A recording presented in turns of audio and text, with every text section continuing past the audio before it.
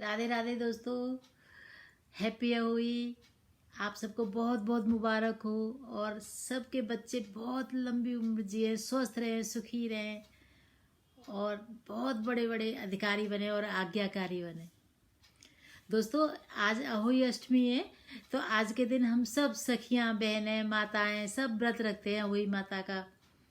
सब हमारी तो फर्ज है, करवा चौथ का व्रत, बड़मावस का व्रत, रक्षाबंधन का व्रत और भाई दूज का और अहोई का। तो दोस्तों, इस दिन हम व्रत इसलिए रखते हैं कि हमारे बच्चों की लंबी आयु हो और स्वस्थ रहें, सुखी रहें। अहोई माता की कहानी तो सभी ने सुनी होगी कि 7 भाइयों की बहन थी, तो उससे मिट्टी खोदते समय और स्याऊ के बच्चे मर गए थे, तो उसने कहा मैं कोख बांधूंगी, तो भाभीयों के पीछे पड़ गई थी, एक भाभी ने बांध ली थी। ये तो है ही कहानी, लेकिन इस कहानी पर हर कोई यकीन नहीं करता। तो अहोई माता का हम व्रत करें, लेकिन हम इस बात पे यकीन जरूर करेंगे दोस्तों कि अगर हम दूसरे के बच्चों को भी बहुत प्यार करेंगे, दूसरे के बच्चों को भी उतने ही प्यार से खाना खिलाएंगे, अगर हम अपने बच्चे के लिए अच्छी चीज़ लाएंगे, चॉकलेट लाएंगे, टॉफ़ी लाएंगे बढ़िया, तो पड़ोस में छोटे छोटे बच्चे हैं उनको भी देना ना भूलें और सबके बच्चों को बिना द्वेष के, बिना ईर्ष्या के बहुत प्यार करें, बहुत प्यार लुटाएं। हमारा काम तो प्यार लुटाना ही है, माँओं का काम तो यही है। जैसे गाय दूध पिला के सब बच्चों, सब हम सभी का पेट भरती है, ऐसे ही घर की सब लेडीज का काम है सबको संतुष्ट करना। तो अपने बच्चे की खुशहाली के लिए, दीर्घ आयु के लिए, स्वस्थ रहने के लिए, अपनी पति की लंबी आयु के लिए हमें दूसरों का भला पहले करना होगा, फिर हमारा भला होगा। हम दूसरों के बच्चों से जलेंगे, चिढ़ेंगे, उनको पीटेंगे, उनको अजीब सी दृष्टि से देखेंगे, अपने बच्चों को छिपा के खिलाएंगे, दूसरे के बच्चे से छिपा लेंगे, नहीं खिलाएंगे, तो इससे क्या होगा? हम कितने भी व्रत कर लें वही माता के, इससे कुछ भी भलाई नहीं होगी। तो हम सबसे प्यार करें, हम प्यार की मूर्त है, हम प्यार की ममता है, हमें ममता भरी हुई है प्यार से। जैसे हम प्यार की देवी राधा कृष्ण से उपजे हैं, उनसे उत्पन्न हुए हैं, तो वैसे ही प्यार हमें उमड़ना चाहिए, तो हमारा ये व्रत सफल हो जाएगा। अब इस व्रत की सरल से सरल पूजा यूएसए में रहने वाली मेरी बेटियों के लिए, बहनों के लिए, सबके लिए सरल से सरल पूजा। तो सबसे पहले तो फिर वही बात कि एक बार जैसे नियम बना लें, वही नियम बना लें।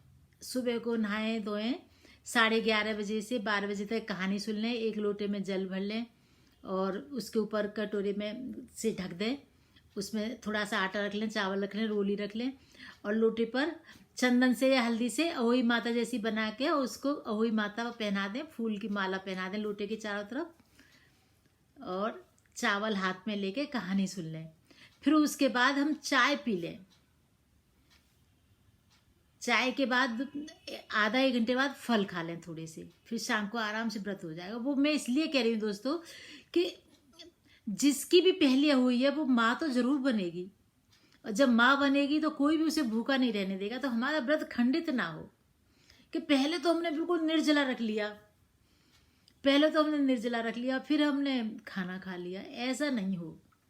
तो हम पहले ऐसे कर ले। अब इसके बाद में कैसे पूजा करेंगे, तो कहानी कैसे पढ़ेंगे ये तो मैंने बता दी, ऐसे करेंगे। फिर शाम को पूड़े बना लेते हैं, 9 पूड़े हम उस लोटे में जो जिसको अहोई माता पहनाते उसमें रख देते हैं।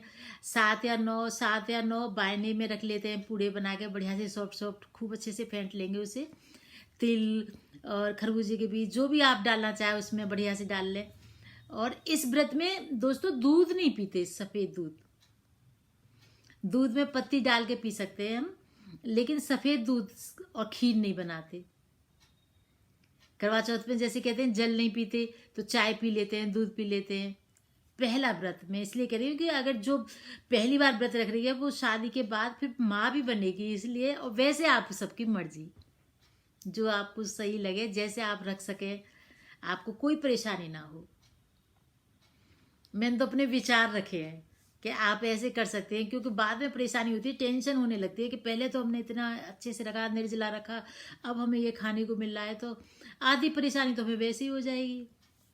खुश होकर व्रत रखें, भाव से रखें, याद करें माता रानी को, माता रानी को शुक्रिया अदा करें, माता रानी को नमस्कार करें और माता रानी की कहानी सुन लें। जो भी है कहानी वही जोड़े से, वही माता की सुन लें, फिर चिड़ा चिड़ी की और गणेश जी की सुन लें, चावलों वाली खिचड़ी वाली कहानी। और उसके बाद हाथ जोड़कर अपना आसन को भी, आसन जहाँ पे कहानी करें पूजा करें वहाँ आसन को भी नमस्कार, आसन से उठने से पहले आसन को नमस्कार कर लें, नहीं तो इंद्र देवता आके पूरी पूजा खुद ले लेते हैं। अब मैं कहानी सुनाने वाली हूँ, इस तरह से आप पूजा कर लेना। पूजा करके दिया जला के फिर कहानी को पढ़ लेंगे। और पूजा विधि तो मैंने बता दी कैसे करनी है। तो कहानी इस प्रकार है। एक साहूकार था जिसके 7 बेटे 7 बहू थे, एक बेटी थी। सब कोई मिट्टी लेने गई। मिट्टी खोदते समय ननद के हाथ से स्याऊ का बच्चा मर गया। स्याऊ माता बोली, मैं तेरी कोख बांधूंगी।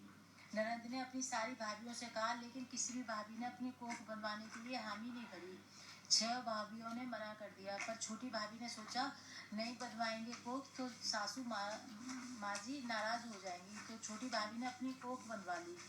अब उसके जो बच्चा होता वही 7 के दिन मर जाता। एक दिन उसने पंडिताइन बुलाकर पूछा कि क्या बात है, मेरे बच्चे हुई 7 के दिन मर जाते हैं। तब पंडिताइन बोली, तो सुरभि गाय की सेवा किया कर। सुरभि गाय स्याऊ माता की सहेली है, वह तेरी कोख छोड़ेगी, तब तेरे बच्चे जिएंगे। अब वह बहू सुबह उठकर सुरभि गाय का सारा काम कराती। गऊ माता बोली, आजकल कौन मेरी इतनी सेवा करता है, मेरी बहुएं क्या करेगी, ये तो लड़ाई करती हैं, आज देखा जाए कौन सारा काम करता है। गऊ माता ने खूब सुबह उठकर देखा कि साहूकार के बेटे की बहू है जो सारा काम कर जाती है। गऊ माता बोली कि तुझे किस चीज़ की इच्छा है जो तू मेरा इतना काम करती है, मांग, क्या चीज़ मांग ले। तब साहूकार की बहू बोली, मुझे वचन दो। गऊ माता ने वचन दिया। तब साहूकार की बहू बोली, स्याऊ माता तुम्हारी सहेली है और स्याऊ माता के पास मेरी कोख बंधी है, उनसे मेरी कोख छुड़वा दो। फिर गऊ माता उसे 7 समुद्र पार अपनी सहेली के पास ले जाने लगी। तो रास्ते में धूप थी, इसलिए वह एक पेड़ के नीचे बैठी। थोड़ी देर में सांप आया। पेड़ पर गरुड़ पंखनी का बच्चा था जिसे वह डसने लगा। तो साहूकार की बहू ने सांप को मारकर डाल के नीचे फेंक दिया और बच्चे को बचा लिया। गरुड़ पंखनी आई, आकर साहूकार के बेटे की बहू को चोंच मारने लगी। तो साहूकारनी बोली कि मैंने तेरा बच्चा नहीं मारा है, सांप तेरे बच्चे को मारा था, मैंने तो तेरे बच्चे को छिपाया है। तब गरुड़ पंखनी बोली, मांग, क्या मांगते हैं। वह बोली, 7 समुद्र पार स्याऊ माता रहती है, हमें तो उनके पास पहुंचा दो। गरुड़ पंखनी ने अपनी पीठ पर बैठाकर दोनों जनों को स्याऊ माता के पास पहुंचा दिया। स्याऊ माता बोली, आ बहन, बहुत दिनों बाद आई। स्याऊ माता बोली, मेरे सिर में बहुत जू हो गई है। गऊ माता बोली, मेरे साथ जू है, इससे जू निकलवा लो। तो साहूकार की बहू ने उसकी सारी जूएं निकाल दी। स्याऊ माता बोली, तूने तो मेरी बहुत भलाई की, तेरे 7 बेटे 7 बहू हों। वह बोली, मेरे तो एक भी बेटा नहीं है, 7 बेटे कहाँ से होंगे।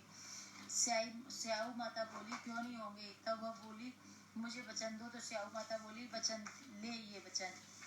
उकोती धोती कण पर कंकरी हो। जब साहूकार की बहू बोली, मेरी कोख तो तुम्हारे पास बंधी है। तब स्याऊ माता ने कहा, तूने तो मुझे ठग लिया, मैं तेरी कोख खोलती नहीं, लेकिन अब खोलनी पड़ेगी।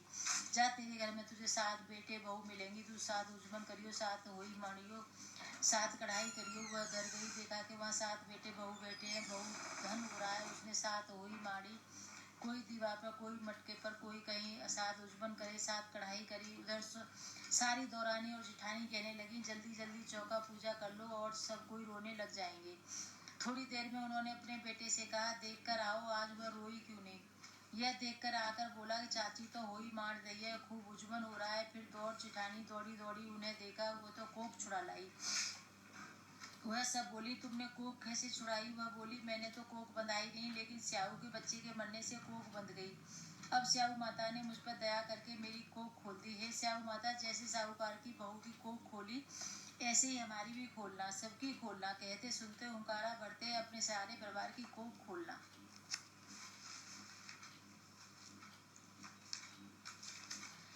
दोस्तों, इस कहानी के बाद फिर एक और कहानी चिड़ा चिड़ी की खिचड़ी वाली कहानी जरूर जोड़ी के साथ कहानी सुनाते हैं। वो माता के सामने चावल हाथ में ले लेते हैं।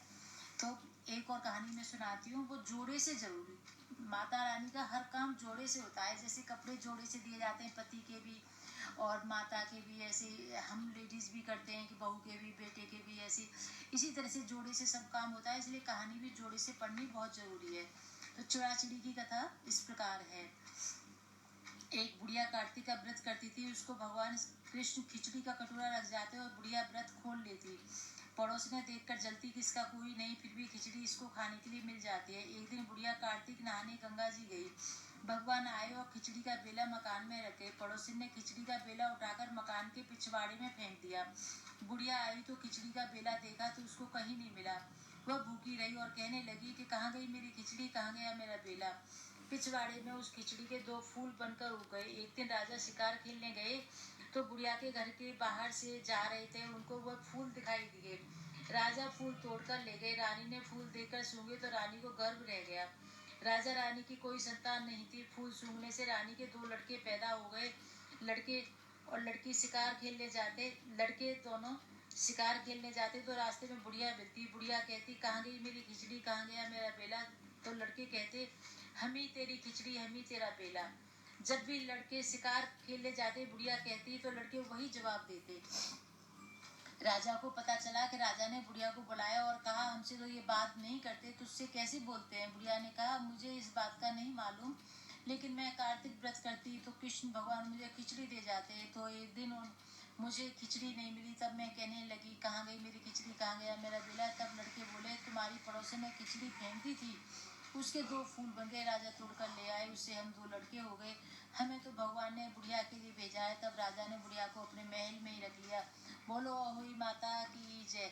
तो दोस्तों इसके बाद भोग जो भी प्रसाद है, चीनी मिश्री जो भी रखा है माता की कहानी सुनने में, तो वो भी भोग लगाए ऐसे जैसे कृष्ण को लगाते हैं। नाथ कैसे गज को फंद छुड़ाओ, यह अचरज मोहि आयो। गजो ग्रह लड़त जल भीतर, लड़त लड़त गज हारियो।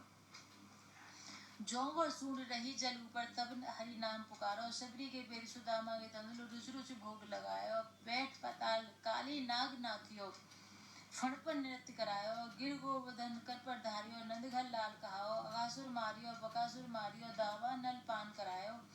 खम्भ फोड़ हिरना कुश मारियो, नरसे नाम धरायो। अजामल गज गणिका तारी, द्रौपदी के चीर बढ़ायो। पै पान करत पूतना मारी, कुब्जा के रूप बनायो। कौरव पांडव को युद्ध रचाओ, कौरव मार हटायो। दुर्योधन नाम घटायो, मोहि भरोसा ना आयो। सब सखिया मिल कंगन बांधियो, रेशम गांठ बनायो। छूटे नहीं राधा जी को कंगन, कैसे गोवर्धन उठायो।